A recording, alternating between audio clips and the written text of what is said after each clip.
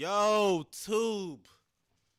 Yo, Tube, when I tell y'all, this is one of the toughest days for me.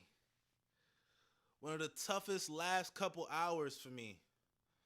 Bro, I was in shambles. I was in shambles. Let me fix my bonnet.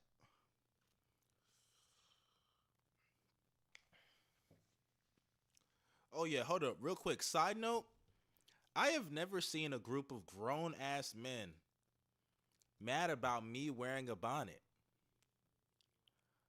Like, that is so insane. I mean, it's not really insane when you know the kind of people that are out there. People that think everything is gay. You know, like that shit is. It never really ceases to amaze me. Men and women. Not just a man thing, but it never ceases to amaze me how many people call you gay for like the littlest, not the littlest, the smallest things. But yo, chat, what's y'all's initial thoughts on the trade deadline? Because we got a lot to get into. So many moves happened. So many things went down. And I was shocked about a couple teams that didn't make any moves, any significant moves.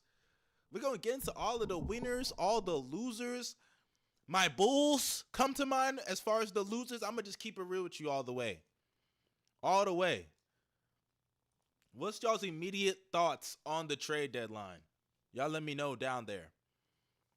Bulls front office, sorry for your loss. Hey, it's a very tough loss. Very tough loss. I'm going to have to pull up to the United Center and give them a piece of my mind. No cap. Someone said the Lakers are cooked. Glad the Bucks made a move. Did they really make a move, honestly? You think Pat Bev is enough? We'll get to the Bucks. We'll get to all the major moves. We'll talk about everything. Literally everything, because we got to, right? We got to. Let me flip this. There we go. We got a lot of things to talk about. A lot of things to talk about. Shout out to Shams and Woj. I don't even know who won the battle between those two. You know, they be having their little annual feuds and shit. But I don't even know who won the battle this year because I wasn't even paying attention. So many things happened. A certain bum got released today. You know, we're going to talk about his sorry ass. But a certain bum was released. But I got to go all the way to the bottom because news broke like when I was asleep. Literally when I was asleep, news was breaking. Shake Milton, who cares? Monte Morris to the Timberwolves, for anybody who gives a shit about that. I don't think anybody cares. But let me put this up on the screen. A lot of news was breaking, though. The Knicks are looking dangerous. I can't even lie. They are looking dangerous. RIP Killian Hayes. Yeah, Killian Hayes. We're going to get to that bum, too. That nigga is going to be in China. In China. What is it that Trump, how does Trump say it? China? China? Is going to be in China? That nigga get ready to learn the Chinese national anthem, nigga. That nigga is terrible. Terrible. So let's start off with a couple of things, right? Let's look this up. Let me start off with my team. Bro. My God, this team is a fucking disgrace. Okay, we got a good enough people in here. We got almost 60 people in here, so viewers, we got over 60 people in here now. Y'all make sure y'all get those likes up. The goal is 100 likes. If we get to 100 likes, you will get a Q&A out of me at the end of the stream. So y'all make sure y'all like, y'all share, y'all subscribe. I'm nothing without you guys, and I appreciate you guys for showing love and support.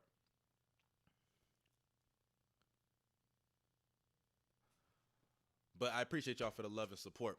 Now, let's start off with my Bulls. My Bulls are a fucking disgrace. A fucking disgrace. You know, I wanted to just get these losers out the way first. When you talk about a team that is settled for mediocrity, that is the Bulls. Look at this shit. Look at this bullshit. These niggas haven't made a trade for a player since August of 2021. I believe that was the DeMar DeRozan deal or the Lonzo deal, whichever one came first or second. These guys are bums. They settle for mediocrity, and I swear to God, I will never, ever have faith in this fucking front office again. This team they're glad to be mediocre. They're afraid of tanking because they know that they're in a big market. They got fans to please, money to make, and they're okay with giving their fans false hope. But the thing is, nigga, we have none. We have no hope. We have no savior. Zach LaVine is out for the season. Blow that shit up. He doesn't want to stay. You niggas said y'all were going to work on a trade. You didn't get the trade done until the nigga got to the point where he was like, yeah, y'all going to send me to the Pistons? I'm getting surgery and I'm out for the year. And then you niggas see Alex Caruso right there, who is viable to so many teams. So many teams. And if you think that teams are lowballing you, guess what? Nigga, you probably should have traded him this offseason when he had more value instead of a year and a half left on his contract. Because Alex Caruso, for those who don't know, isn't making that much money. He isn't making $15 million a year. And he's giving you all NBA defensive production. One of the best defenders in the fucking association. You can't get picks for that? You can't get assets for that? DeMar DeRozan is on an expiring contract. My nigga, at most, you're going to do a sign and trade? That's what you're trying to do? Or you're going to re-sign the nigga so you can keep being mediocre and struggling for the play-in? While teams like the Raptors are getting better? While teams like the Wizards are finally fucking tanking? We are so bad that we can't even make the playoffs, but we're not bad enough that we can get legitimate top picks. This team is a fucking disgrace. A fucking disgrace. Look at this. Let's keep going here. The Warriors discussed an Alex Caruso trade with the Bulls today. They also discussed Bojan Bogdanovic with the Pistons. So Alex Caruso was discussed. Look at this bullshit! They made this nigga untouchable! Untouchable!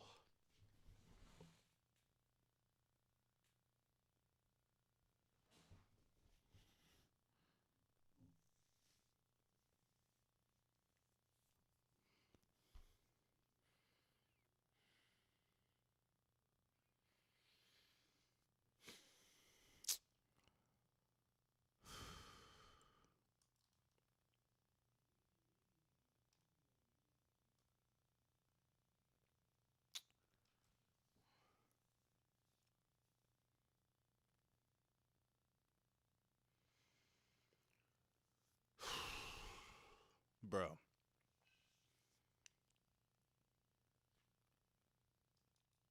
Why do I support this team? Why do I support this franchise? Why do I keep having hope that they're going to do the right fucking thing? Why? Why do I let these niggas get my hopes up just to disappoint me every fucking year? I hate these niggas, man. I hate these niggas. I hate the fact that we are one of the most profitable teams in the fucking league. We're one of the biggest markets in the league. We can't attract nobody but fucking DeMar DeRozan over the last couple of years. Lonzo's knees are falling off the fucking bone. And they made Alex Caruso the most appealing player on the fucking roster, probably with the most value right now, all things considered with LaVine's injury. They made this nigga untouchable? Untouchable. You would have thought we were in the middle of the pack in the East. You would have thought we were a top 3 seed. No. My nigga, do you know where we are in the standing? Let me show y'all. Because I don't even think niggas really understand just how fucking bad this is. Let me show y'all something. This team is a fucking pile of shit. They're a fucking disgrace. Let me show y'all something, bro. You would have thought we were deep in the playoffs, man. That's what you would have thought we were.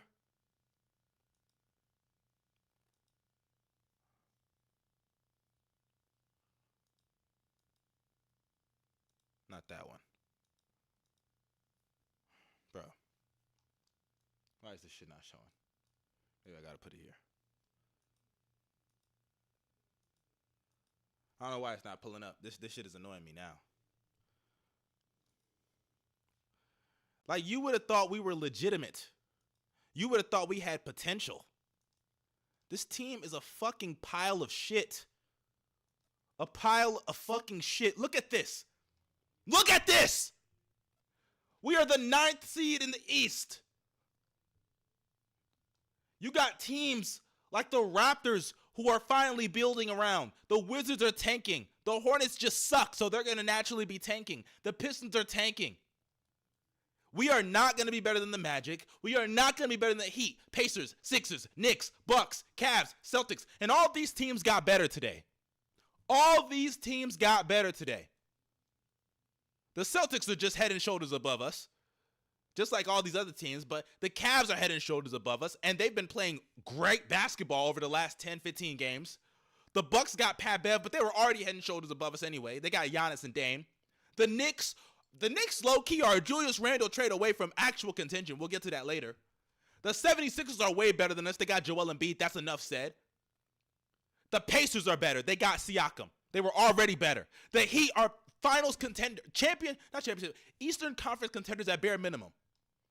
And then the Magic, they're better than us. They have our fucking future. I hate this team. I hate this team. I hate this team. I hate this roster. I hate this organization. I hate this fucking team.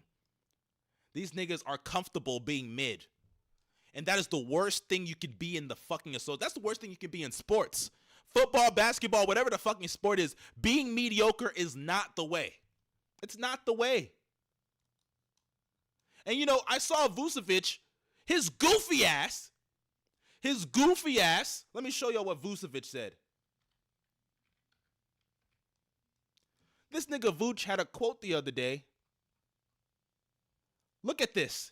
He doesn't want to see the Bulls break up. We have enough? We have enough? Stop the cap. We have enough?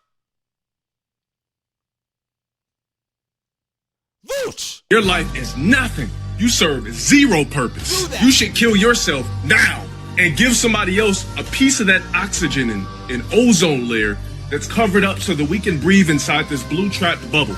Because what are you here for?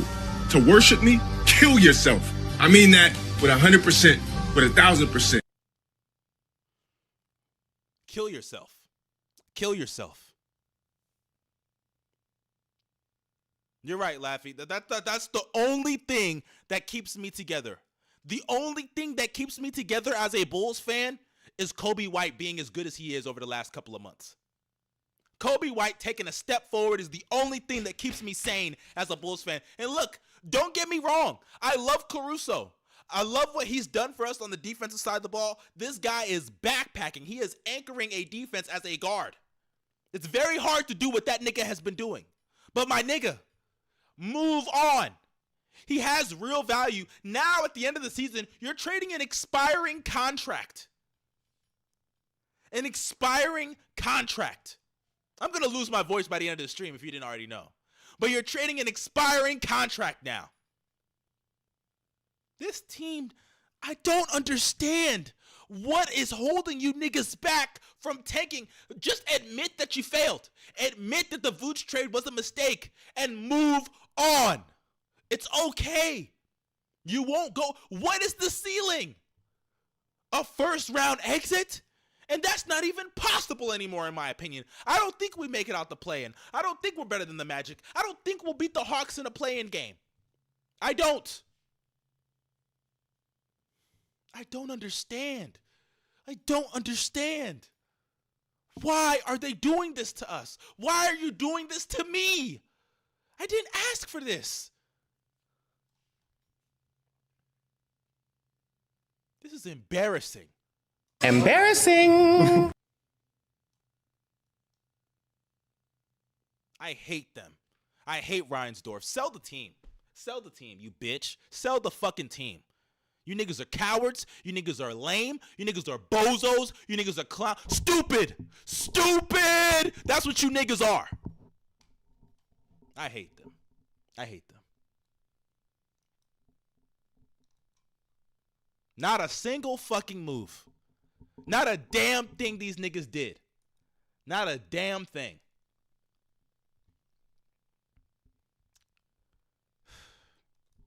Not a damn thing. But let's move on to another team that didn't do a damn thing. The Atlanta Hawks. DeJounte Murray, I guess, can sleep tight. He will not be moved. Maybe he likes it. Maybe he doesn't. Whatever. Whatever your status was before in Atlanta, whether you liked it or didn't, you're not getting traded, buddy. You're staying put. This nigga, there was a deal on the table between Atlanta and New Orleans for DeJounte Murray, but it was halted with no progress in sight by the deadline. And this was reported at 8 in the morning. So once I saw this, I was like, okay, this probably isn't going to happen. This probably isn't going to happen. They're probably not going to trade DeJounte because the Pelicans were one. I know the Lakers were also on the table. But when I saw this, I was like, yeah, it probably isn't happening. But if you go to it, right, the Hawks wanted Herb Jones in any potential trade that would have sent DeJounte Murray to New Orleans. And I think that's interesting because the Pelicans literally put it out there that they were interested in moving Herb Jones. And I've already said the Pelicans are going to have to make a decision on who they're going to keep within their core because you got Herb, you got Trey Murphy, you got Zion, you got Ingram, you got Valanciunas. And look, you can move Valanciunas, right? I don't care about him. But those four, Herb, Trey, Zion, and Ingram, if you're a small market team like New Orleans, I don't know if you want to pay that luxury tax bill, especially when you're not even making deep postseason runs consistently because of health, right? So they're going to have to make a decision. Honestly, they're going to have to. But this shit is just ridiculous with the Hawks, right? Because they're doing the same thing. Look at this. The Hawks are keeping guard DeJounte Murray.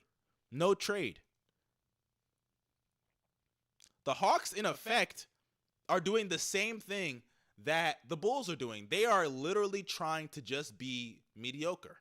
They're trying to push for a playoff spot. And hey, maybe the decision is we're going to wait it out, and then in the offseason, we'll look for more trade offers, right? Because DeJounte, he has a couple of years left on his deal. I don't think his deal is up anytime soon.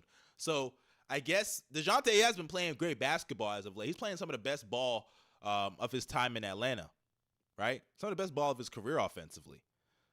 Over the last couple of weeks, I should say. So maybe the idea is we're going to hold on to DeJounte and we're going to wait till the offseason, right? He's going to keep hooping the way he is. Maybe he has a good play-in game or playoff series, whatever. Get his value up even more, right? Because I don't think his value is changing much from now till the offseason. If anything, maybe it could get worse. Like that's another risk they're running, right? Because maybe it gets worse. Maybe he plays bad, or maybe he keeps playing well. Then the playoffs come and he plays bad, right? And then at that point, what's his value going to look like? I think it's still going to be roughly the same because I don't think he'll play so bad that his value would tank that bad. That would mean he would have to go out there and be unplayable or something for that to happen. And I don't think DeJounte will ever be unplayable with the way he's been playing this season. So it's interesting to see what they're going to do. But I'm going to tell you this, and I've been saying this from the jump. Atlanta is on the verge of losing Trae Young. They will lose Trae Young. Whether it's this offseason he demands a trade, by the deadline of next year he demands a trade, he will be gone from Atlanta. Trust me, he will leave. I don't see how they're going to keep him because this team, they're not good enough to compete and they're not bad enough to tank. It's the same thing with the Bulls. And what's even worse with the Hawks is right now they have a worse record than us, right? And they're in the same ballpark as the Bulls, the Magic, you know, that branch of bottom seeded teams in the East that are around play-in, low playoff seeding territory, right? But the thing is, look at all three of those teams. All three of those teams are in completely different situations.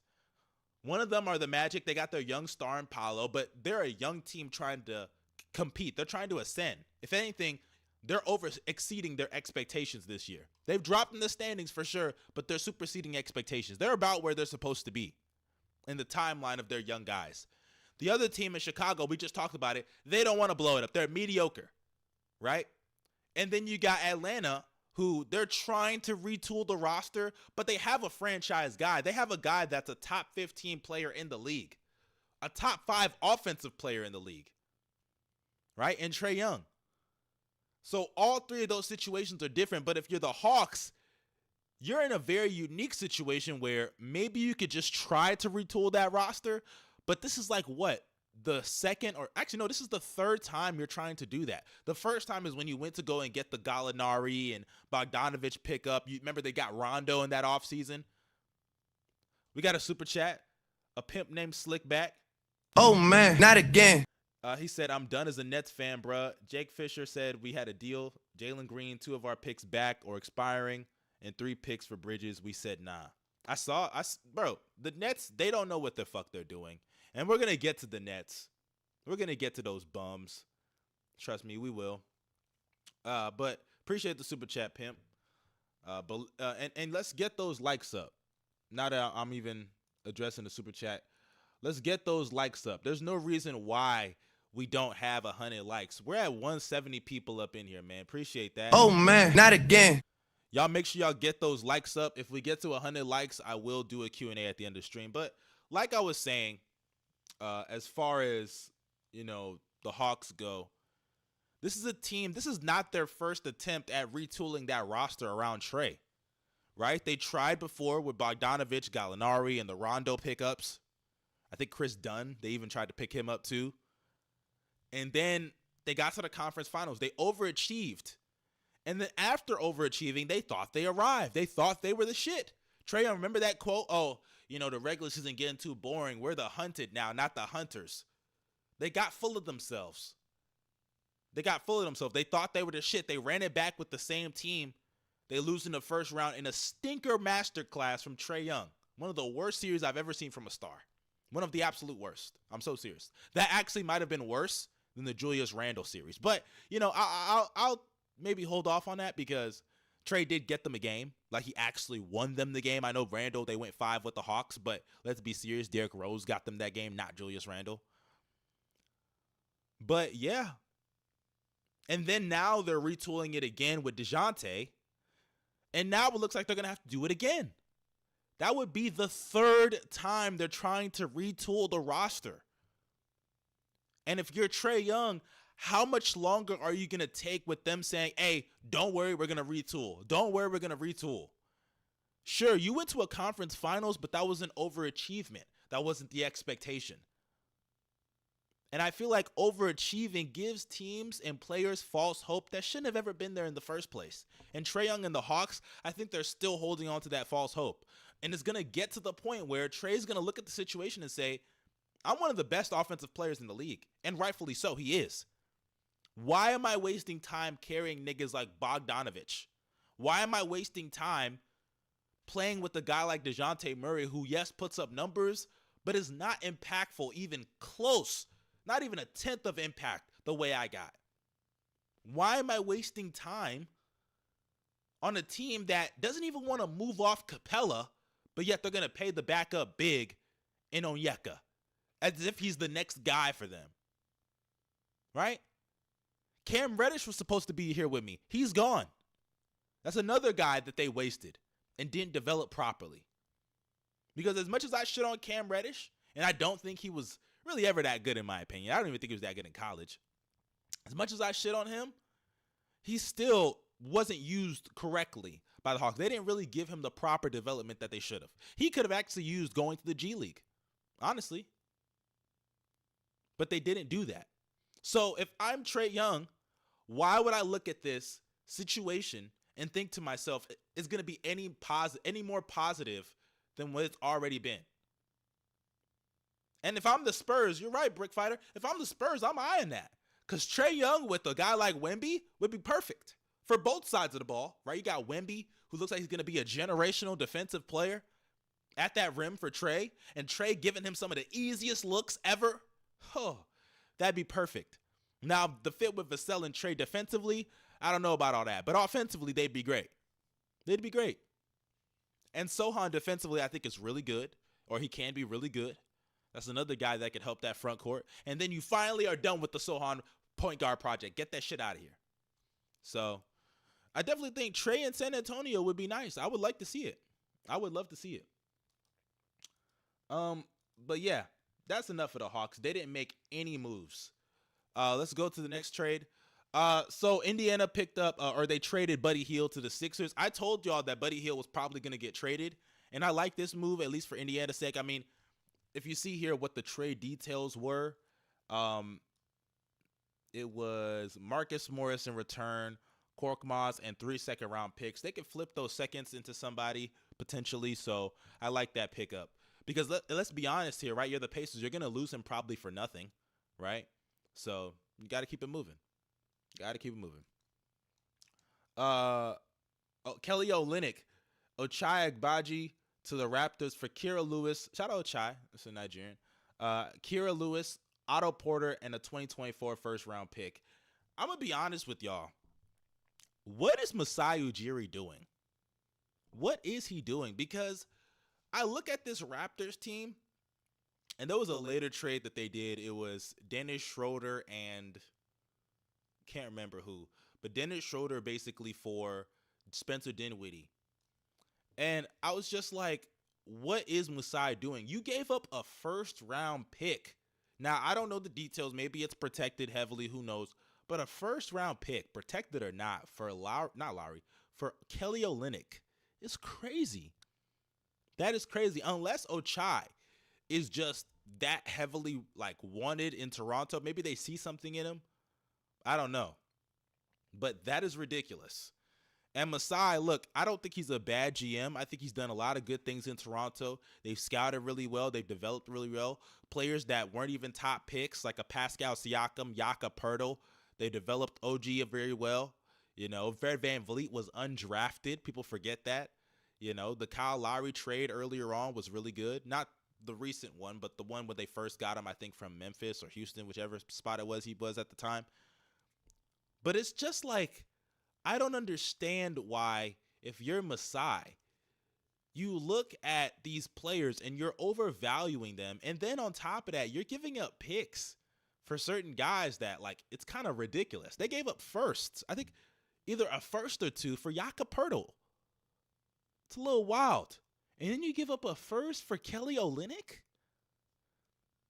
I don't know. It's like they overvalue some of the players that they have, and then they overvalue the players that they're getting. And I get it, right? They're not a free agency destination. So sometimes they have to go a little further than other teams to get somebody on the roster, right? But at some point, you got to realize you're overpaying and you're overvaluing. And I don't think Masai fully understands that.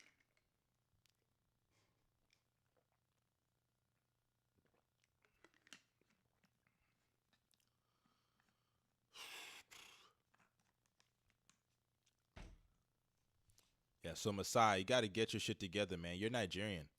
You're better than this. You really are. We got 163 people up in here. Oh man, not again.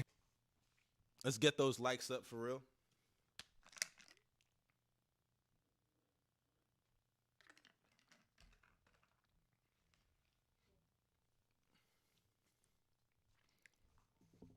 Get those likes up. There's no reason why we shouldn't be at 100 likes up in here. Straight up. No reason why. We better than that. We are better than that. Let's get those likes up. Come on, brothers. But let's move on to the next team to discuss. Someone said they feel sorry for me. Hey, I don't want to talk about those Bulls. Fuck them niggas. OKC. They picked up Gordon Hayward. Here was the trade in full. The Thunder were finalizing a trade to send Trey Mann and Davis Bertans to the Charlotte Hornets for Gordon Hayward. I thought this was a great pickup. A great pickup for OKC. As far as Charlotte goes, I really could care less, right? Trey Mann, there's something there, and I think he can be a decent player, but it just wasn't working out in OKC. He's going to get some minutes and playing time, so I like that. Davis Bertans, that contract had to go from OKC's end. And if you're Charlotte, you can afford to take on bad contracts for now. And Gordon Hayward. Now let's talk about OKC's side getting that. I think Gordon Hayward is a great pickup.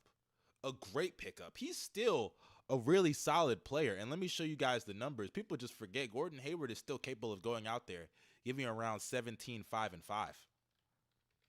Honestly, he is. He's capable of doing that. And here are the numbers right here.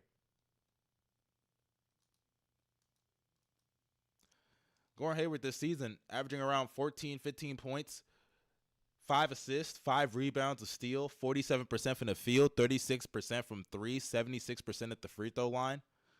Look, of course, they're not jaw-dropping numbers, but this is still a guy that is a really solid off-ball player, a good shooter, a decent passer, and a okay team defender. Not a great defender and in general, but a solid team defender. You know, if you got other capable defenders, which OKC has, he can fit in and be not a negative. He could be a neutral, maybe a slight positive.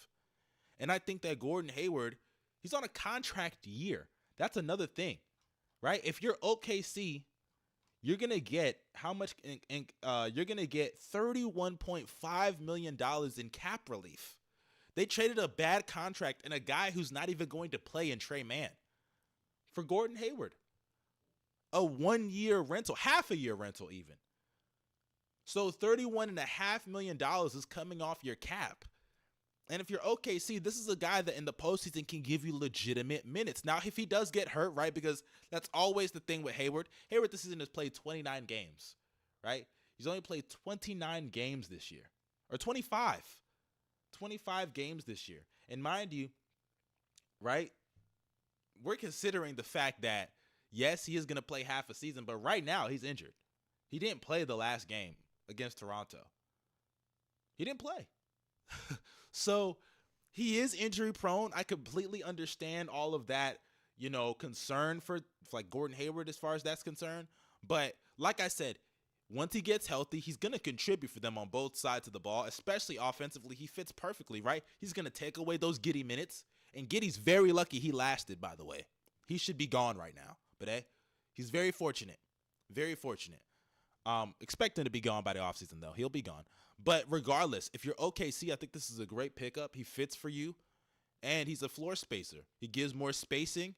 He's a solid passer. I think he's really going to approximate what they want Josh Giddey to do. And if anything, I'm not even going to lie.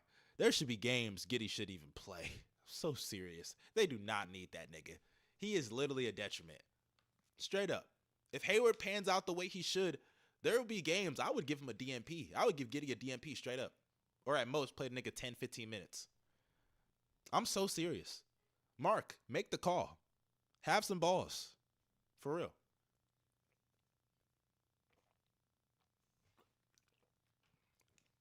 I see Anthony F said the Thunder needed a rebounder. For sure. I would have loved for them to get somebody to help them on the boards because Chet, he's not a horrendous rebound. I mean, for someone of his size, he should be better. He's not a good rebounder. But you got to get somebody else that can really aid you on the glass. Lauri Markkanen was in the trade talks, but I already said Lauri Markkanen is not getting traded. The Jazz have already said they want to give him an extension, and they want to build the franchise around him, which I don't blame them. The guy is one of the best offensive players in the league. And on top of that, they're actually competitive in a lot of these games. They're winning some games. They're overachieving again. So if you're OKC, you know, maybe wait on the Clint Capella this offseason, right? His value is going to go down even more. I don't know if his contract expires this year. Let me check it out. But if Clint Capella is somebody that's available, which he's always been, right? But then again, I don't know what the fuck the Hawks are doing. But if you're OKC, Clint Capella next year's on the last year of his deal. Maybe I don't even know. Maybe you throw in Giddey. I don't think you throw in Giddey. I don't think Giddey's value is, well, honestly, I don't know what Giddey's value is at this point. But I feel like Clint Capella, that'd be a solid pickup for OKC. Anybody that can crash the boards, be a lob threat, a good screener, because they need somebody who's a good screener. They don't really have that. You go ahead and go and get them. So if you're OKC, I like the Hayward pickup.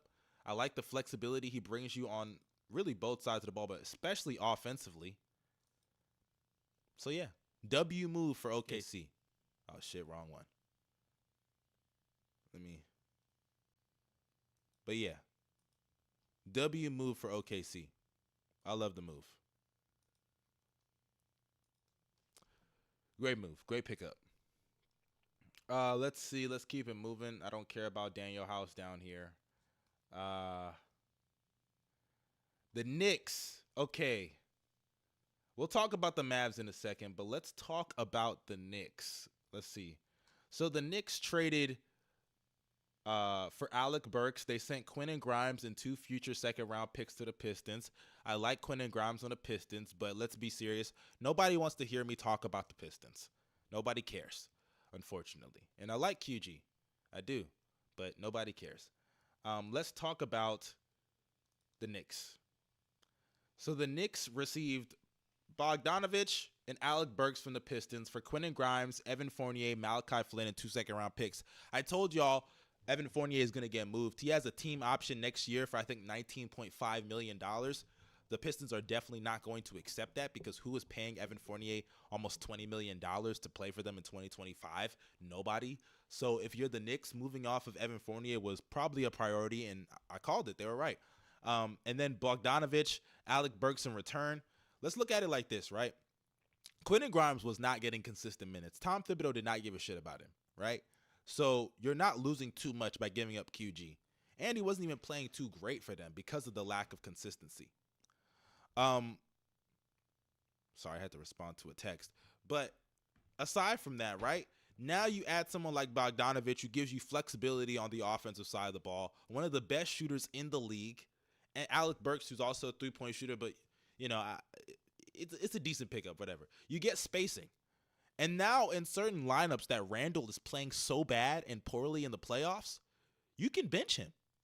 You can straight up bench him, or if anything, maybe take him out the starting lineup, right? Because you can have lineups where you got Jalen Brunson, you got Dante, you got Bogdanovich, you got Mitchell Robinson at the 5. I don't know who, or Josh Hart, right? Bogdanovich, they could be a combo at the 3 or 4, and then Mitchell Robinson. Straight up, you can literally go out of your way and bench Julius Randle at times. And I think the offensive and defensive production, depending on who you're facing, right? The matchups do matter. It can hold up. You'd have to go small, but it can hold up. You have Hartenstein as well. I like the Knicks. I'm be honest with you, man. And y'all know I'm not a big Knicks fan. Y'all know I don't fuck with the Knicks. I used to shit on them routinely. But no cap. The Knicks are a Julius Randle trade away for being serious contenders. I'm serious, right? Because Brunson, we see what he can do offensively. The guy's going out there giving you 27 plus points a game on great efficiency. The 3-point shooting has gotten better over the course of his career. Like a paint beast, nice mid-range shooter, good passer. We know what he's capable of offensively. You got great defenders around him. I didn't even mention the OG Anunoby pickup, right? He's going to be in that lineup. I'm out here missing all that. OG Anunoby, that pickup was great for them. He's been playing good on both sides of the ball. Great defensively. He's patched up a lot of things right now with Mitchell Robinson being out. I like Hartenstein there for them as the backup 5 when Mitchell Robinson gets back. Right? Dante is giving them really solid minutes on both sides of the ball. He's really rejuvenated his career over the last 2-3 seasons. Then you throw in now Bogdanovich, who adds a level of spacing and flexibility in that front court. I love it. I straight up love it. The problem is, though, Julius Randle in the postseason. We know what he is. He's a fraud. He's a fake. He's a trickster. So once the playoffs come, he's going to turn into that Bob Cousy efficiency and be the shitty nigga that he always is. So that's why I say they are a Julius Randle trade away from me taking them legitimately serious as real contenders. And they may be able to prove Becky Hammon wrong. Maybe in the end, the Knicks and Jalen Brunson will have the last laugh. They're going to play that Becky Hammon clip, and that's going to be the source and fuel for their playoff run or championship run. Who knows, right? Who knows?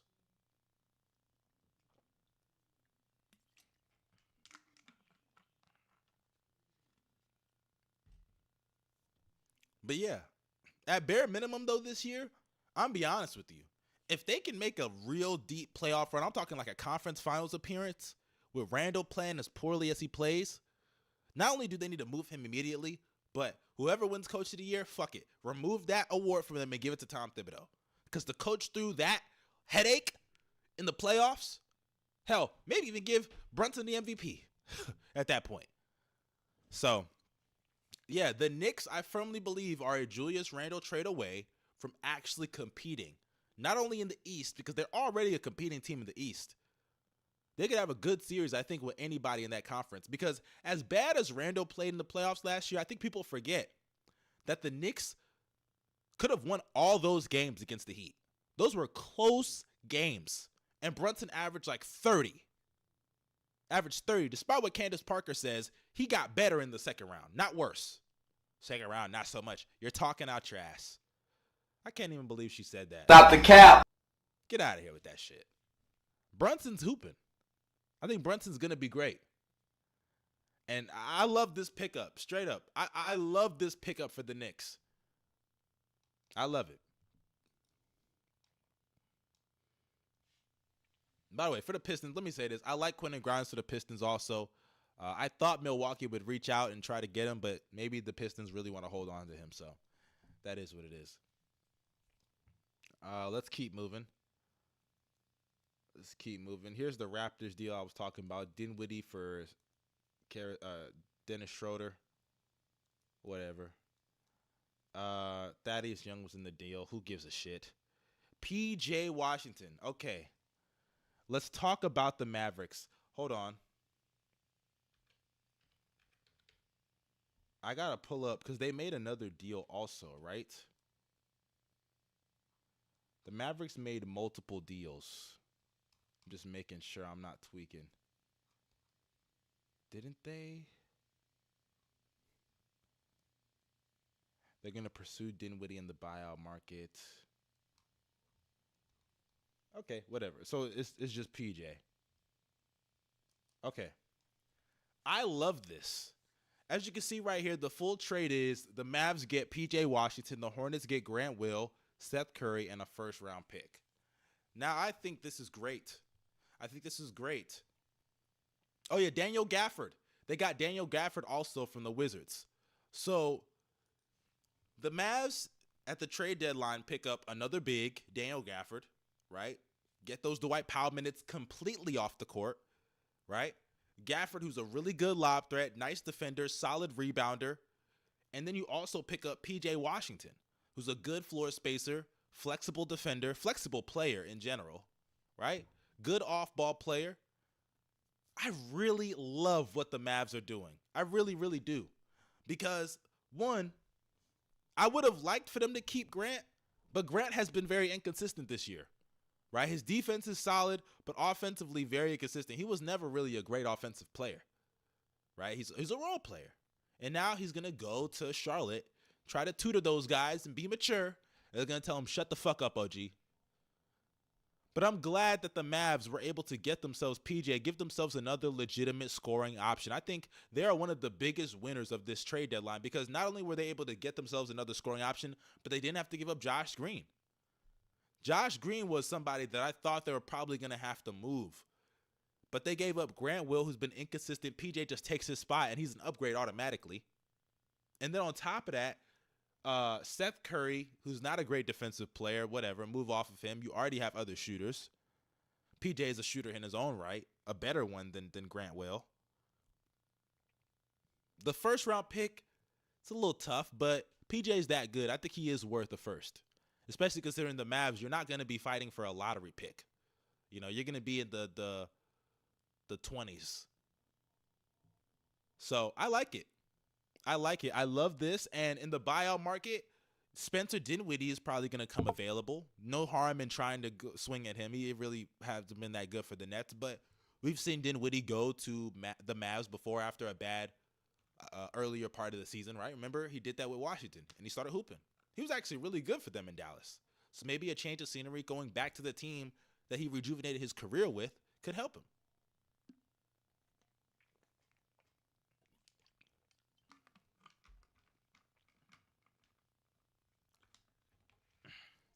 Jaden Hardy also. Jaden Hardy is another player that the Mavs kept. The Mavs kept everyone that they needed to keep. They kept Derek Lively, of course. They weren't letting go of him, even though the whole league wants this nigga now. The Mavs finally have a good center. The whole league wants him. And then on top of that, they kept Josh Green, who's a really good utility guy, and Jaden Hardy. They kept everyone they needed to keep. They got rid of somebody that wasn't the positive they wanted at the time they got him. and they got in somebody better. 2 players that instantly make their front court, which is one of the biggest weaknesses of the roster, better. Instantly. I love it. I love this pickup for them. The Mavs are definite winners. So far, in my opinion, the biggest winners of the trade deadline are the Mavs, the Knicks, the Thunder, and yeah, those 3. I would say the Mavs, Knicks, and Thunder are the 3 biggest winners so far of the trade deadline. Great pickups, didn't give up too much of value, and yeah, they addressed their needs. But let's move on. Let's move on to the next pick. Okay, let's talk about Brooklyn. This is the only trade that the Nets made. Can y'all believe? Oh my God. Oh my God. Oh man, not again. These niggas are a fucking disgrace.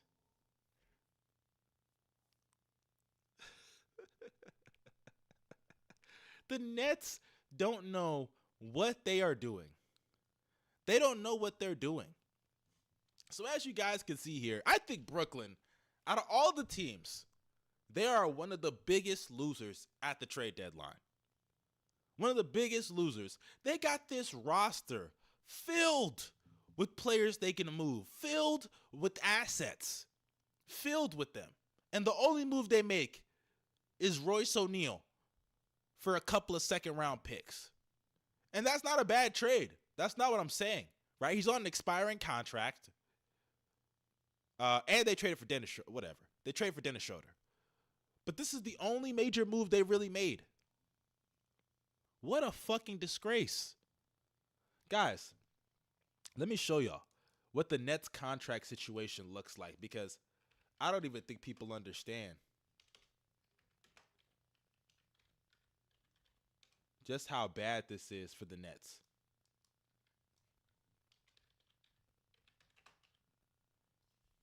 Let's look up the Nets contract situations.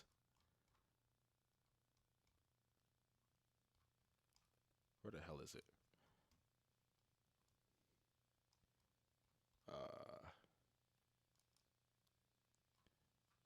Okay, here it is.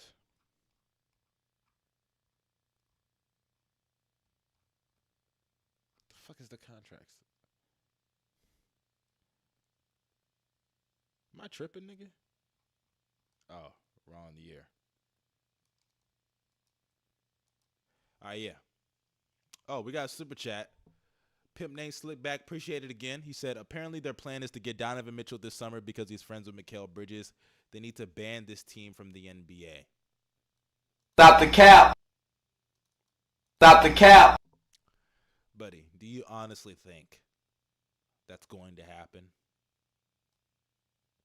Let's be serious. They will not sniff Donovan Mitchell. They won't even sniff him. They won't even sniff him. Here's the Nets team, right? The Nets right now, they're not even close to the play-in, if we're really being honest. I know they're technically 11th, but they won't even sniff the play-in by the end of the season. The Raptors have a better chance than them. They're 11th in the East. They're 10 games below 500. They're a mediocre they're below average offense. They're 17th in offensive rating, 20th in points per game. They're a mediocre to below average defense, 16th in opponents' points per game, 18th in defensive rating. Mikal has taken a bit of a step back, even though he's still putting up solid numbers. Claxton is a really good defender, but a limited offensive player. Spencer Dinwiddie was terrible. That's why they moved off of him. And he's an expiring deal. Cam Thomas is literally just a scorer. Dorian Finney-Smith, another really good player that's having a solid year, wasting time over there. We got another super chat. Appreciate you, P5. He said, did the Raptors just trade their first unprotected? Did they trade their first unprotected? I don't know what the protections are on that, but, you know, either way, they traded the first. If it's unprotected, that's even stupid. That's even more stupid.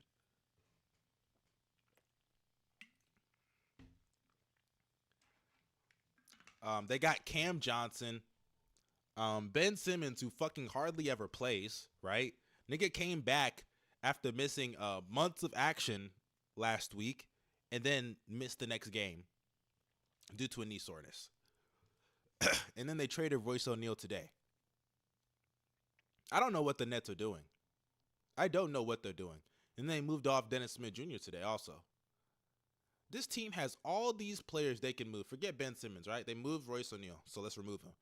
Johnson, DFS. Let's not say Cam Thomas. You want to keep him, he's young, fine. Claxton, who I think is movable. And Mikal. If you want to remove Claxton because he's a young guy, defensive anchor for the future, fair. But these three, there's no excuse why you can't trade these guys. No excuse. They're all still very productive players. And then you look at the contract situations, right? Because that's going to explain a lot. Ben Simmons next year is expiring. That's the last year of his deal, $40 million. They're probably going to have to buy his sorry ass out. Got another super chat from P5. I trust Masai, but I don't know. Oh man, not again. Yeah, shit, I don't know either. And I'm a Nigerian. I fuck with Masai, but he's got to be better. He's got to be better. But yeah. Next year's the last year on Ben Simmons' deal. Mikal Bridges got 2 years left on his deal, which is really good and enticing for any team in the league. Spencer Dinwiddie is expiring, so that's why they moved him. Dorian Finney-Smith has 2 years left in his deal with a player option the last year. He'll probably opt in, right? 15.3 mil. I don't know if he's going to make that again on the open market. He probably won't. So he'll opt in, especially because by then he'll be like, 32, 31? Claxton is expiring. O'Neal was expiring. That's why they moved him. I think they cut Harry Giles today. Cam Thomas next year is a team option they're going to opt into. Deron Sharp, I don't care. And the rest of these guys are bums. Or Lonnie Walker, who's, I think, decent, but, whatever. The only people guaranteed for their roster next year is Ben Simmons, Cam Johnson, Mikal Bridges. And I guess Cam Thomas. We'll throw him in. Those are the only guys of note guaranteed.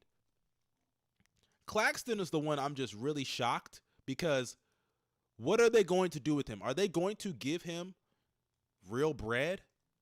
Right? Because even though he's a really great defensive player, he is lacking offensively. He still can't make free throws to save his fucking life. He's not a shot creator. He's a good lob threat. But offensively, he actually is worse this year than he was the year prior. So, I don't know what they're doing.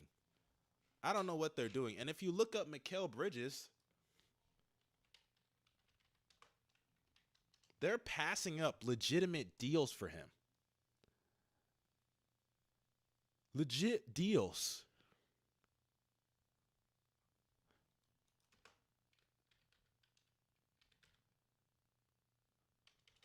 It was like 5 firsts that they passed up for him.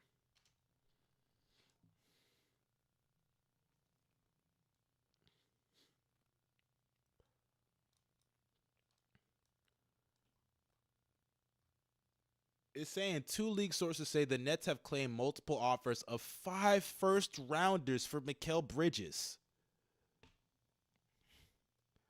And sure, it might be swaps or heavily protected. But why share that? Why put that information out there? You think you look smart when you put that shit out there that his value is actually 5 firsts? Man. And now he has 2 years left on his deal. And Mikal is a really solid player. Don't get me wrong. He's actually really solid.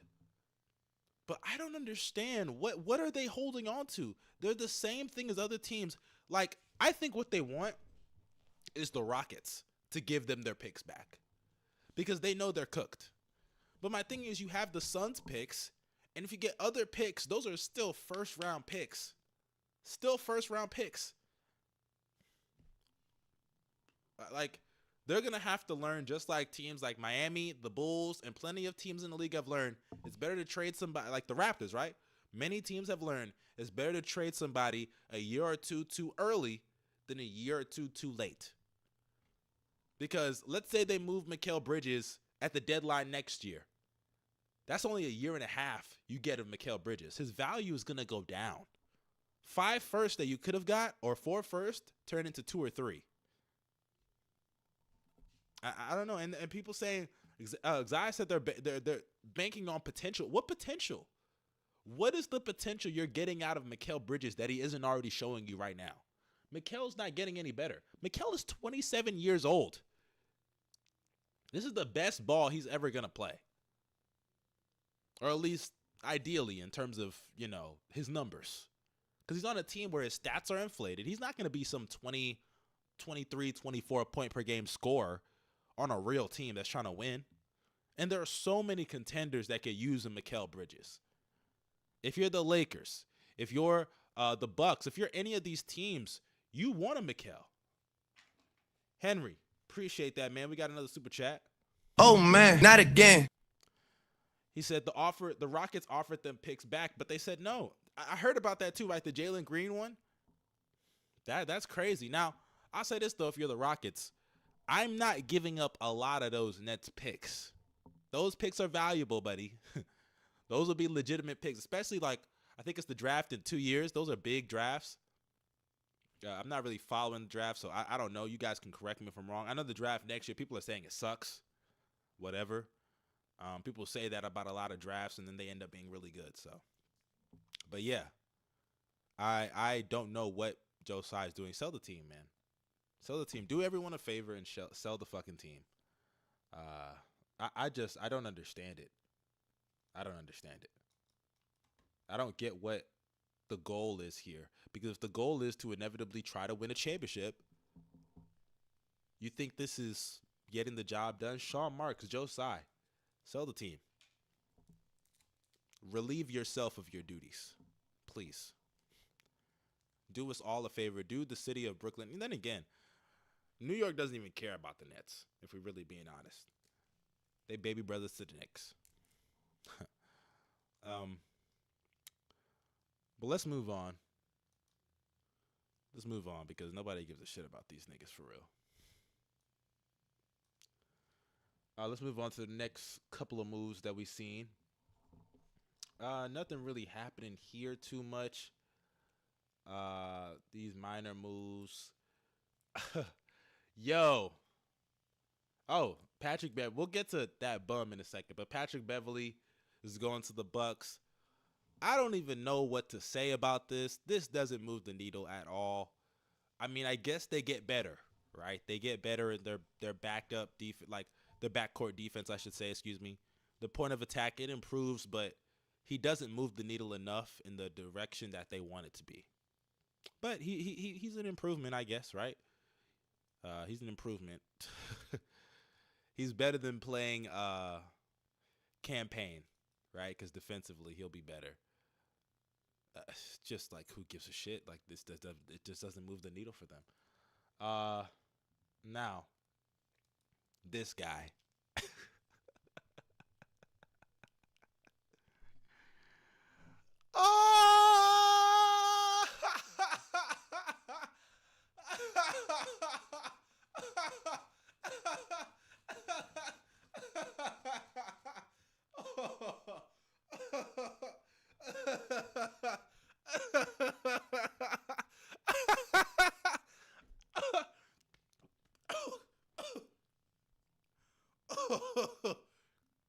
Oh my God. Oh my God. Let me drink some water. Hold up.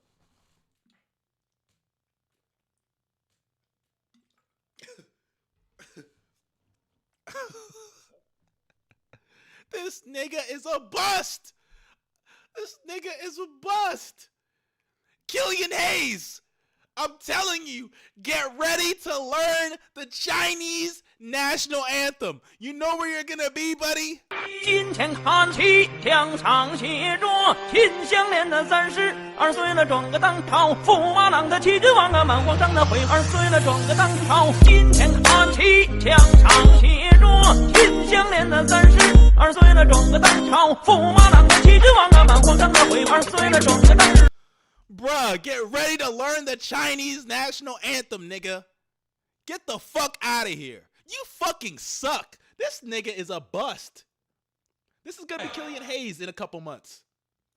我要金腰带，我是冠军，我永远不放弃。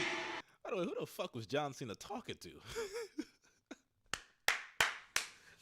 This nigga is terrible. This nigga sucks. I told you, nigga. Bro, the Pistons, I don't think niggas understand. You know how bad you gotta be. You know how bad you have to be that this nigga couldn't even get moved for seconds? The Pistons literally saw Killian Hayes. They could have just gave him DMPs. But they were like, you know what, man? You and your camp leaked information that you're unhappy here. You got niggas apparently tracking where Killian Hayes could end up. As if this guy is a sought-after player. And on that list, the fucking Shanghai Sharks were right there. Paris was right there. Nigga's gonna get shipped back to his home country. Right? The 7th pick of the fucking draft a couple years ago. They decided, you know what, man? Take you and your sorry-ass camp and get the fuck out of this city. Get out of here. We're going to release you. We're going to waive you. You're not even good enough to get us some second-round picks. You know how bad he has to be? And how bad he's perceived around the fucking league? And you know, honestly, you know what I think really hurt his value? The fact that his camp was leaking that he wants to be traded as if a better scenario is going to help him get better. My nigga, you suck. You're bad at your job. You're bad at the sport. Go to China. Go to Paris. Go to Puerto Rico. Leave America. You are bad. I don't even think you could be good in the G League. That's how bad you are. My nigga, I can't believe he actually had the balls to go to his camp and leak that information that he wants to be traded. Who do you think you are? Hell, I'll even go this far. PJ Tucker, right? He's been putting out that he wants to be traded. At least PJ got the clout. At least PJ at one point was a really solid player. You have never been good. You've never been able to score. You've never been able to shoot. You've never been able to make a layup consistently. You're bad at the game. All you've done is hurt the minutes that you've played on the court with the Pistons. Cade Cunningham. He's breaking his fucking back, carrying your sorry ass. Get out of the country. Get out of the city. Get out of the league. You don't belong here. You're garbage. You're garbage. Nigga got waived. He got waived. I don't even think niggas understand how bad that is. His career is literally over. It's over. Nigga is certified garbage. Straight up garbage. There's not a single thing Killian Hayes can do twice in a row on a basketball court. Other than maybe foul, right? I guess fouling. But that nigga is terrible. Dead ass terrible. I'm trying to see if there's any major moves here. The Spurs traded Doug McDermott to the Pacers for a second-round pick. Who cares? Dinwiddie is going to get bought out, so it's going to be interesting to see. We're keeping Andre Drummond. I saw. We're not going to make any moves, I saw. Bruce Brown is staying in Toronto. That's another one. And they have a team option for him next year, so that's going to be interesting. So PJ Tucker is going to stay with the Clippers. Yeah, the rest of this is just whatever. Victor Oladipo, unfortunately, my boy, got waived.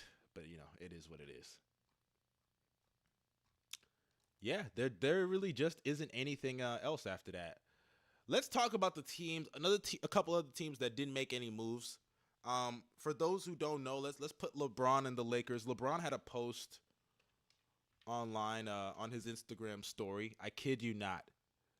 LeBron is such, and I hate when he does this shit. Here it is right here. LeBron had a cryptic post. LeBron tweeted this, or not even tweeted. He put this on his Instagram story. Peace sign with him walking out the tunnel. Honestly, maybe he's doing this because he's deleting Instagram or something, but LeBron knows what he's doing. He knows what he's doing when he does this shit. right? Because for those who don't know, the Lakers didn't make a move. And it was reported that the Lakers are trying to just keep the team that they have right now and move forward. And honestly, I don't even understand why LeBron and Laker fans don't realize that the team that they have is not even that bad. It's not perfect. It's definitely flawed, but it's not that bad. I think a lot of the issues, I hate to say, are Darvin Ham related, right? Because one, defense is supposed to be his calling card. It was last year. And, at times, even though the defense has been okay, it could be better. It should be better. And some of these lineups are just inexplicable. I think their best lineup is the D'Lo, Reeves, LeBron, Vando, and AD lineup. And that lineup's only played a couple minutes together. I think 30, 40 minutes together, which is insane. It's insane. Oh my God, that was a fake account? That was a fake account? Oh, they got me. They got me, bro. They got me. Oh my God, they got me. Dog, they got me. Dude. That was a good one. They got me. No. I got sacked. No.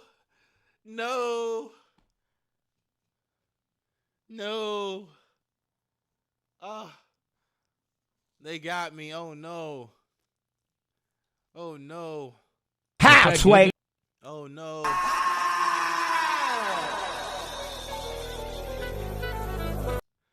They got me. Fuck, no way, no how. Fuck. NBA Sentai. Come on, man. That's too easy. That's what they thinking of themselves right now. Damn, they got me. Hey, either way though, my point still stands about the Lakers. There really isn't anything they can do right now, right? Because DeJounte Murray, I promise you, he wouldn't have moved the needle so much that now you're better than so-and-so teams definitively, right? Because I think, really, outside of the Clippers and Nuggets, there's nobody I would say in a series I'm definitively taking over the Lakers. Nobody. Not a single player or a team, excuse me, right? Because Minnesota, I still don't believe in Cat, and Anthony Edwards, his playmaking, it's still going to come back to bite them in the playoffs. Then on top of that, you go forward. OKC, I think the Lakers can exploit them. They can. They can exploit the lack of rebounding. They could just exploit them on the inside, attacking the paint. Even though Chet is a good rim protector, but, outside of that, let's be serious here. His lack of strength can be exploited. He's not a great rebounder. AD can bully him on the glass. LeBron as well. Vando's a good rebounder and so on and so forth. Rough him up a little bit. And Giddey. There's going to be a lot of times I would put AD on a Josh Giddey and have him roam and force Giddey to take those jump shots. And he's going to be ass. But that's why a Gordon Hayward pickup would help a lot of that. But Hayward's got to be healthy. They better pray that Hayward is healthy. Because come postseason time, if Hayward's not playing, you got to put Josh Giddey out there for an extended period of time. Good luck. That's what I'm telling you. Mark Daigneault, there should be games Giddey is playing 10 minutes max. I'm so serious. But then on top of that, you got Sacramento. A Sabonis-led defense. Let's be serious here. Harrison Barnes in the playoffs. Let's be serious here. Who else do you got, right? Dallas can be got. The Pelicans' health already is a concern, no matter who it is. I know they've made it this far with them being fairly healthy, but still, health will always be an issue. And they can still be exploited. Zion has not looked like the Zion of old. CJ McCollum, the less said about that nigga, the better. On both sides of the ball in clutch moments, can fall apart. So I definitely do think they can be got. And Valanciunas is at the rim.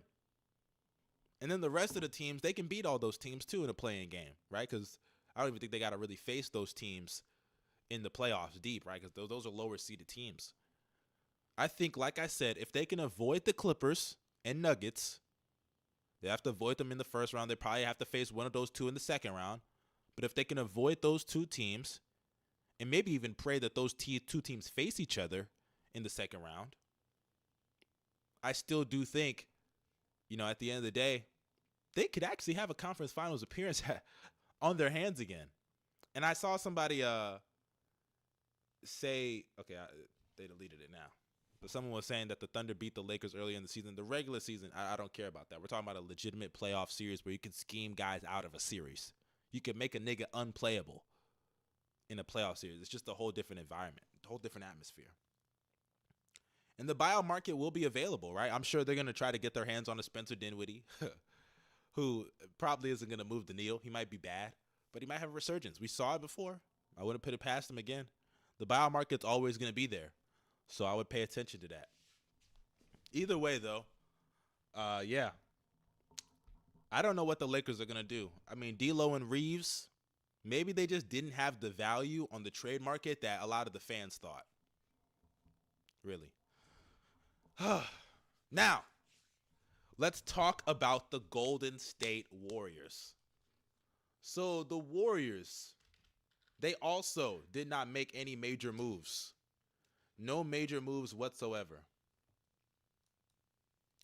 Here's a report right here from Shams. Shout out to my boy Dre. Here's what Shams had to say about the Warriors' lack of moves. Sources told me that the Warriors today had some conversations on Alex Caruso. That's a player that they have value for, but the Bulls have had a high asking price on him. But the Bulls were at least open for conversations across their roster, including on Caruso. Several teams had some discussions with them on Caruso, and the Bulls were even among the finalists, I'm told, on Bojan Bogdanovic. So today, overall, for those three teams, it was a lot of seeing what was going on around the league. By the way, I mean, the video's over, so they're about to repeat. The fact that the Bulls were thinking about Bojan, like, these niggas don't learn. But there it is right there, though. They wanted to pursue Caruso. And I'm sure, of course, they did, because for those who don't remember, Steve Kerr was literally begging Alex Caruso after our game last year to come join them. To go and join them.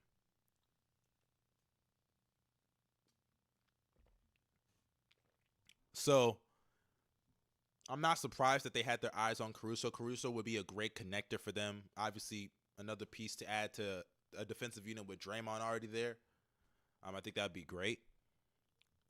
So, that's that. But I'll tell you this right now. I would have wanted myself a Jonathan Kuminga. Instead of a first, give us Kuminga for Caruso straight up. We'll give it to you. We'll give them to you. Pause. So that's interesting right there. They weren't able to get an Alex Caruso. And I'll say this, with the way Kuminga has been playing over the last 10 or 12 games, I understand not wanting to do that right now. And I'm not taking Moses Moody. Give me 2 first or give me Jonathan Kuminga straight up.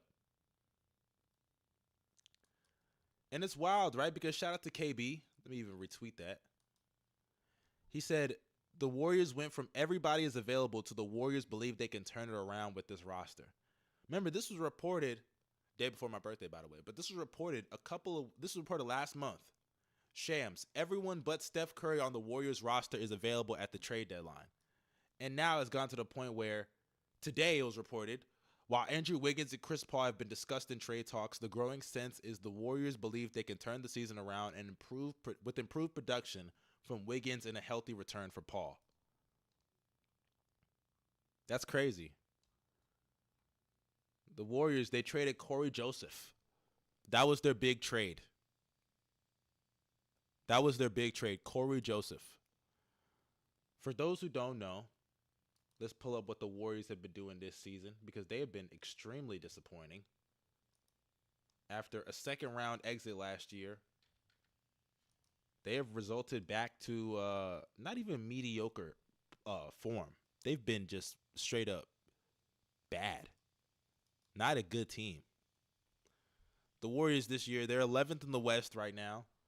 They're a seed out of the play-in. They're 11th in the play-in, or in the West. 2 games below 500. They're around the top. They're basically a top 10 offense. I'll give them that, right? They're 6th in points per game, 11th in offensive rating, but they're a bottom 10 defense in the league. They're pretty mediocre as far as net rating goes. They're 14th in the league, around mid-pack. But yeah, like this team, they're just going nowhere. And what's crazy is if you look at some of these stats, you would think, okay, they don't sound that bad, right? Being a top 10 offense.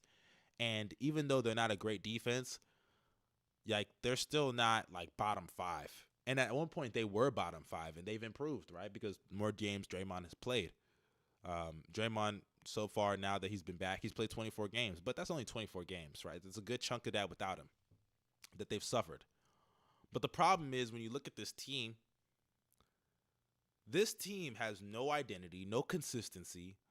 A lot of these guys have been in and out of lineups. They faced injuries with a guy like Chris Paul. Draymond has missed games. And they've lost close games, super close games. They've blown so many leads. And when you look at this roster, right, Pods has superseded expectations. Kuminga, though, in and out the lineup at times. Had to leak information just for him to become a starter, and he's been playing great. He's been playing great. Why was he not playing consistent minutes before? I don't know. This is what Kuminga's been putting up over the last 11 games. 24 points a game, nearly 7 rebounds, 3 assists, a steal and a half. Nearly 60% from the field, 48% from 3, 78% at the free throw line. I understand the, resistance to wanting to move this guy now. I understand it, but if you actually put that value on him, why did it take him having to leak to the press that he's unhappy with Steve Kerr for y'all to actually invest in him? It's crazy to me. It actually is very wild to me. And like I said, a lot of the games this year the Warriors have been very close. Very close games. Look at these games, right? If you go to their losses, look at how many single-digit losses there are here. Oh, shit, my bad. Look at how many single-digit losses. 1, 2, 3, 4, 5, 6, 7, 8, 9, 10, 11, 12, 13, 14, 15, 16, 17, 18. 18 losses by single digits. Hell, 1, 2, 3, 4, 5, 6, 7, 8. Right? 1, hold on, my bad. 1, 2, 3, 4, 5, 6, 7, 8, 9, 10. 10 losses by 4 points or less. These are close games. I haven't even seen this many like 1 digit, like 1 point loss. That is actually crazy, right? They haven't been blown out that many times. Even these 11, 12-point games, those aren't really necessarily blowouts. There's only been 2 games here I would classify, well, I guess 3. 3 games here I would classify as blowouts. They're winning a lot of close games, and they're losing a lot of close games. That doesn't necessarily mean they're a bad, like they're just getting smoked all the time, right? And that's why their record is pretty mid-pack. They're around 500. The Warriors, they're just in a really bad space right now. Straight up. The vibes aren't great. The coaching has been inconsistent. The players' play has been inconsistent. Draymond's missed games, injuries, suspensions. Right? And now, like, they're being inconsistent on even what they want to do in the front office. If we're really being honest, the time to make a move was a couple years ago, and they missed that window. Drafting these guys in general was probably a mistake. And obviously, this is all hindsight. This is all hindsight. It's very easy now to look back at them drafting Kuminga, Moody, and Wiseman and say, damn, they should have traded those picks when they should have, when they had the chance. But we have to now. Because look at what the results has been. Kuminga has been the only bright spot, and that bright spot is only showing now because he damn near forced their hand. Steph Curry had to back him in a press conference saying, yeah, he should be playing more. And when your best player, the star, the face of your franchise, the best player in the history of your franchise says that, Steve Kerr has no choice but to play this nigga more minutes. No choice. Because I'm even looking here, right? This 11-game stretch, he's playing 32 minutes a night. 32 minutes a night. And what's wild, right? If you go to the 10 games before that, he's playing 27 minutes a night. 27 minutes a game. It took this guy coming out and basically calling out the coaching staff, calling out the organization for him to give him legitimate minutes. Moody is another one who, yes, his play has been pretty inconsistent, but have the minutes been? No. And I don't even think Moody's been that bad. That's what's wild. Moody actually fits, I think, their system. He's been hurt a lot, don't get me wrong, but he's got some DNPs too. He's got some DNPs. I will forever not understand what Steve Kerr has been doing over the last couple years with these guys. Even after their playoff one where they won the title and they got rid of Otto Porter, Gary Payton, Kuminga was still getting DNPs at times the next year. Moving on from some of those established players that help you win a championship just to rely on the young guys, right? That was the plan. And then not rely on them? That's insane. That's insane. That's insane. Oh, shit, I got an eyelash in my eye. That's insane. We got over 100 likes. 109 likes to be exact. So appreciate that, my brothers. Let's do a Q&A. Let's do a Q&A.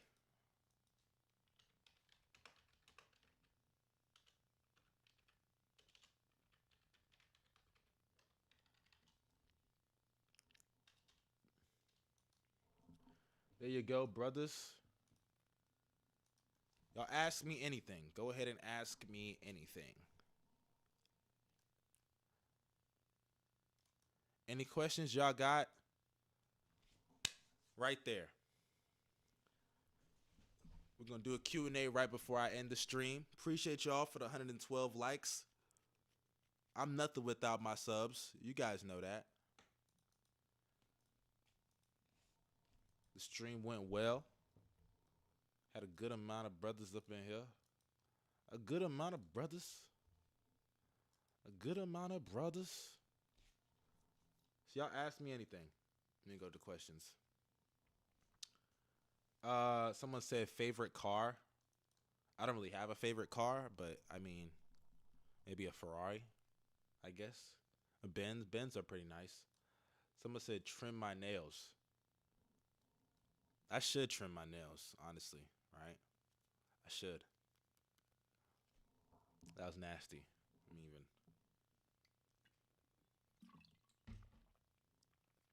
No cap.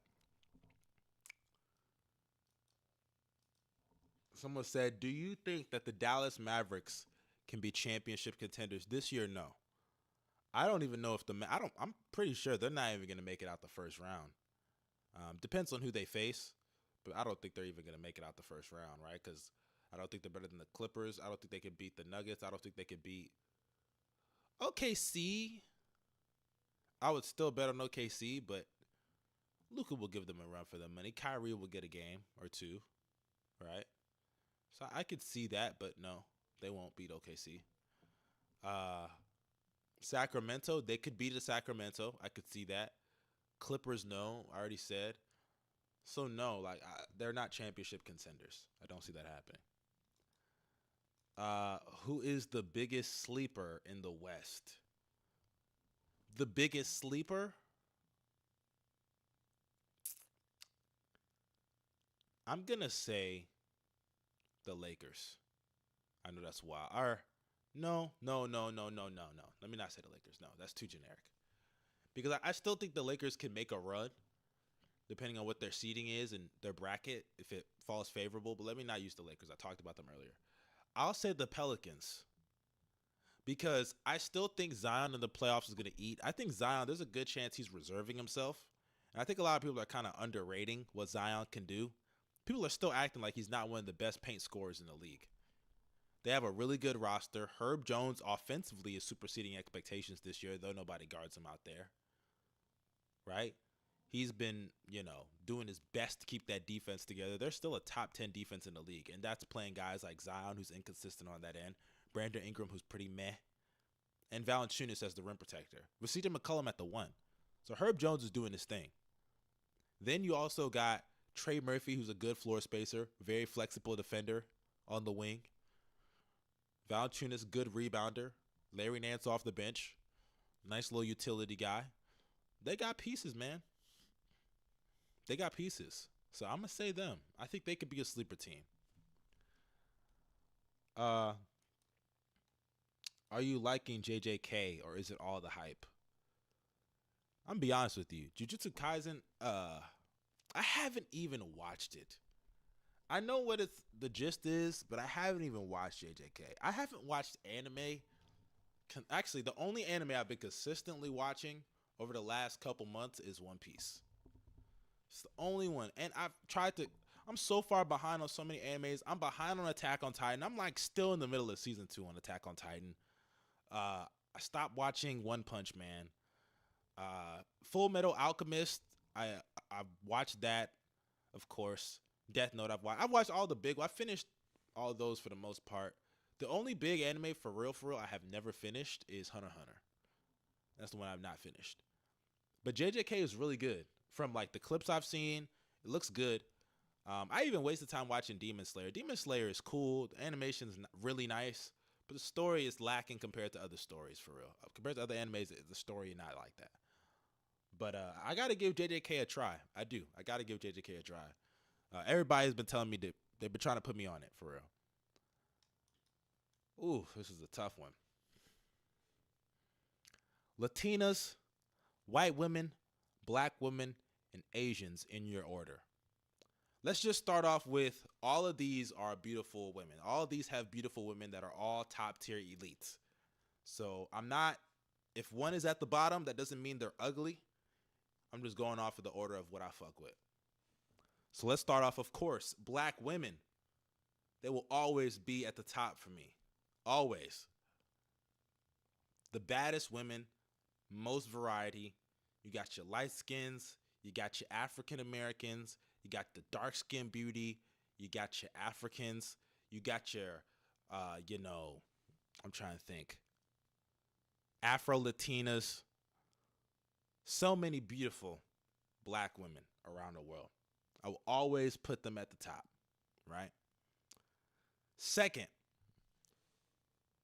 that's a tough one. Latinas and Asians.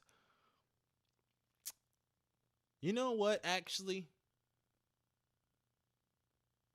White women, Asians, Latinas. Whew. Honestly, I'm going to go.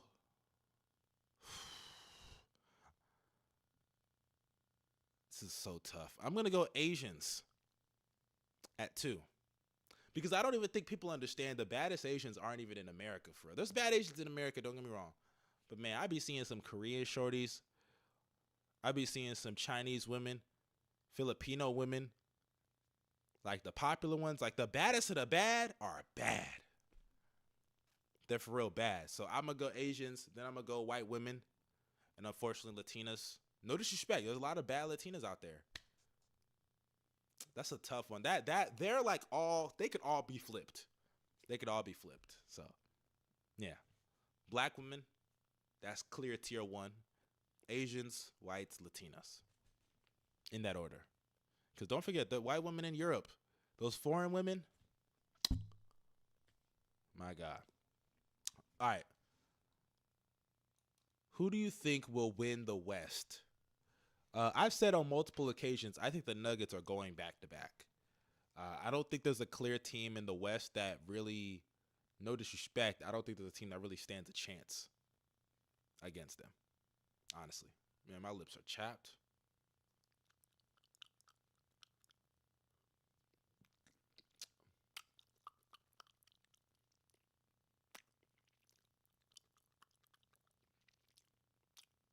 Straight up. I gotta put some chapstick on that motherfucker. But yeah. The Nuggets are running it back.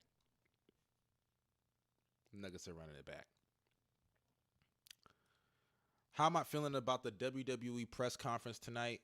I'm honestly, I don't know if y'all saw The Rock's interview on Pat McAfee's show. He was basically literally shitting on the Cody Rhodes fans. He was like, oh, these guys, Dad, hold on. I have to go tweet about Cody. Your woman wants to have sex. Shorty, hold on. I have to go tweet about Cody. He was Hollywood rocking it up. And honestly, it makes me think they might do a triple threat match because I would love to see Hollywood Rock come back. Like a Hollywood Rock and Cody Rhodes promo where he's like, fuck your story. I'm the head of the table, bitch. And I'm trying to beat my cousin. That would be so cool. I would love to see a triple threat match. Honestly. So yeah. Give me Hollywood Rock and I'll be cool with a triple threat. I think that they could announce a triple threat tonight. Maybe there's tension between Cody and The Rock because he picks Roman. Right? And The Rock's like, fuck you. I want this match. But I think the likely scenario, though, is The Rock probably going to say next year he's facing Roman Reigns. And this year, Cody's going to finish his story and face Roman. But, yeah, it's going to be interesting to see that press conference. Another question.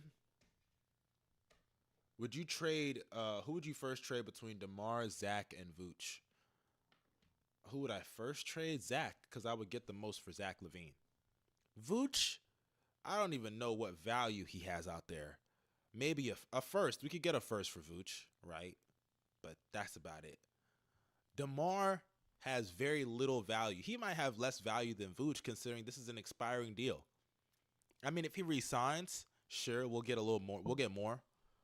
But DeMar just, like I feel like a team that's trading for DeMar is a team that just wants to sell tickets, right? They just want to give their fan base something to root for, like a Charlotte.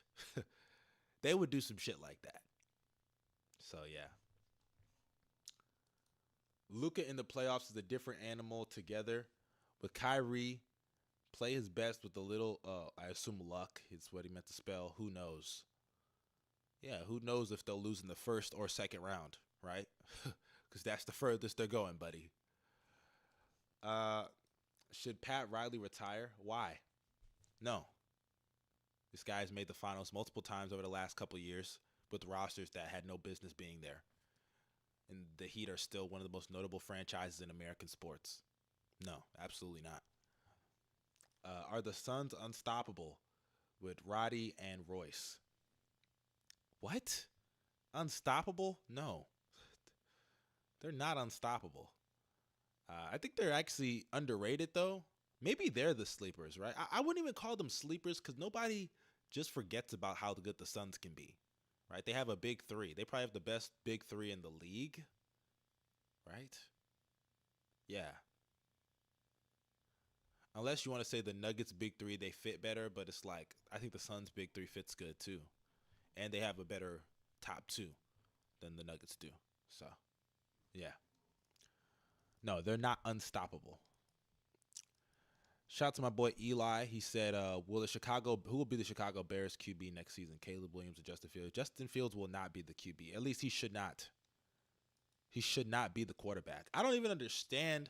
Because, if you've seen the mock drafts that the Bears fans are putting out there for Caleb Williams, it's like a lot that they're getting for Caleb. And, hey, rightfully so, I guess, right? Because Caleb Williams is a generational prospect. Right, he looks like he's going to be the next Mahomes, right? That's what they're hyping him up to be. But I'm like, if you're going to get that much, what makes you think that you shouldn't just trade Justin Fields? If you think Caleb is worth that much, why not just keep him at that point and move off of Justin Fields? Justin Fields' throwing motion is whack. Justin Fields, I think he, over the last couple of years, has been statistically one of the worst pocket passes in the league. It hasn't worked out. It hasn't. So move Justin, get assets, and keep it pushing, right? I think they have their own pick they can use later on in the draft. You can move Justin Fields for assets, trade up, and maybe get yourself a Marvin Harrison. That's what I would do. I don't know. Maybe they can't. Who knows, right? Because I don't even know where the Bears pick is. But either way, no, take Caleb Williams. That I think he is a guaranteed franchise quarterback, in my opinion. Like, he's the kind of guy that no matter where he goes, he's going to be good. Sure, the situation may not be conducive for him to stay long term, but no matter where he goes, I think he's going to be fine. And he's going to be a franchise quarterback. He's that good. So if you're the Bears, why would you pass up the opportunity at a franchise quarterback for somebody that hasn't solidified that for you? No. Someone said, what would the Bulls have to do for you to stop being a fan completely? If the Bulls just traded Kobe White all of a sudden, I'm done. There would be no hope. He's the only thing giving me hope right now. Seriously. I'm not even answering that next question I see. This will be the final question. Is Westbrook a top 10 point guard of all time? Absolutely. Absolutely. He is a top 10 point guard of all time. And it's wild because so many people, I've heard people deny that Westbrook is a top 10 point guard. Like, why are we lying? Why are we lying to ourselves? Westbrook is definitely a top 10 point guard. And he's a better point guard than John Stockton, by the way. Like, by far. Let's not even deny it. He is. Better point guard and better playmaker. I'm so serious. Niggas think I'm lying, but I'm serious. He is. Yes, so Westbrook is a top 10 point guard of all time. But, I appreciate you guys for showing up and showing out. You guys always show love to me. And you guys stayed firm. Appreciate that. We had a lot of likes in here. 121 likes, 106 viewers right now. That's what we're ending off on. We peaked at a good amount of likes, and you guys showed love, for real. You guys stay safe. Y'all subscribe to the channel if you're not subscribed. You're missing out. Press that bell for post notifications. This is your boy Young Mustard signing out. You guys stay safe and have a blessed day. I'm out. Peace.